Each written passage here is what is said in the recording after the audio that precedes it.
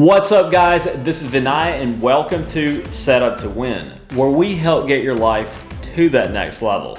Every responsible parent out there wants to set their kid up to win at life. And for many people, this means setting up a college fund. But if you listen to all that conventional wisdom out there from people like Dave Ramsey, you'll find out the hard way that this is not helpful advice. You have to be careful not to get tricked by these wolves in sheep's clothing. Let's go through an alternative strategy that actually will give your kid a head start in life. If you do listen to people like Dave Ramsey, they'll tell you to put your money into 529 plans to save for your kid's college education. Before getting into our strategy, let's quickly run through why 529 plans are bad news. 529 plans allow you to contribute into an account with after-tax dollars, invest that money, and have it grow tax-free as long as you use the money for your kid's college education. But 529s can hurt your chances of getting any financial aid. Schools will see what you have in your 529 plan and expect you to use those funds before they offer you any assistance. So you're actually penalized for saving. And you have limited options on where you can invest your 529. And these options come with even higher fees than mutual funds. This is because on top of the regular fee, the government gets a fee as well. And because you'll be withdrawing the money over a short period of time, maybe the 4 to 5 years your kid is in college, you are at the whims of the stock market. What if your kid is about to enter college and the stock market crashes? Your 529 account value could actually go below the amount you put into the account in the first place. And it oftentimes takes years for the market to recover. And you can only use the 529 for qualified education expenses. What if your kid doesn't want to go to college? You will lose all the benefits of the plan.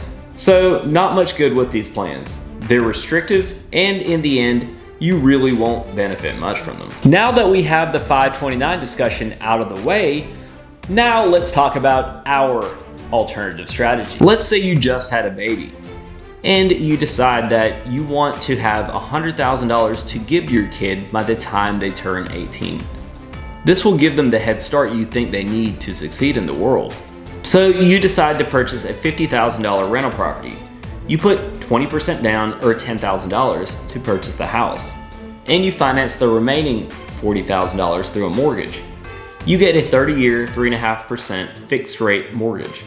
Your monthly payment, including property tax and insurance, comes out to principal and interest of $180, property tax $80, insurance $80. But let's also put aside $60 a month into a reserve account for vacancy, repairs, and maintenance, which comes to a total of $400. Say you can rent the place out for $500 a month. So once you collect your rent and pay your monthly mortgage payment and put money aside for reserves, you'll clear a profit of $100 per month. Let's say you put that money aside into a bank account that you don't touch. At the end of 18 years or 216 months, you'll have around $21,600 in your bank account. Now let's assume that your property appreciates right around the national average of 4% year over year. After 18 years, the value of the house went from $50,000 when you bought it to a little more than $101,000. You will also have partially paid down your property through your mortgage. At the end of 18 years, you'll owe about $21,000 on the house. So with the $101,000 house value minus the $21,000 you owe on it, you'll have a little more than $80,000 in equity. There you go. Between the equity in the house and the cash set aside from the profits, you have more than $100,000 to give your kid once they turn 18. You have options on what to do at this point. You can sell the house and pocket the equity.